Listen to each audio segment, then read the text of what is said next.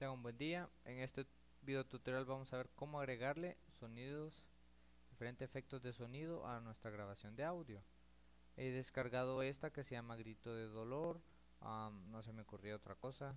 Pueden buscar en internet, en Google, como efectos de sonido y pueden encontrar diferentes sitios web que dan un montón de efectos de sonido gratis para descargarlos. Bien, yo descargué esta que se llama Grito de Dolor. Aquí lo tengo, se llama Grito. Bien, a mi grabación anterior de el video tutorial que estuvimos viendo la vez pasada, voy a agregarlo y lo voy a colocar acá. Entonces se escucharía así. Hola, tengan un buen día, alumnos de 10º grado. En este video tutorial vamos a...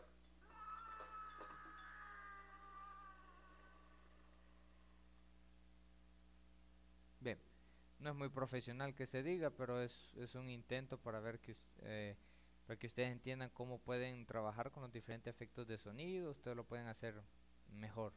Cuando ya tengan todo esto, entonces lo guardan, archivo, guardar mixdown y le ponen un nombre. Voz con efectos de sonido. Guardar. Y por supuesto ya tengo un audio, aquí está, voz con efectos de sonido. Lo voy a reproducir. Hola, tengan un buen día, alumnos de 10º grado. En este video tutorial vamos a...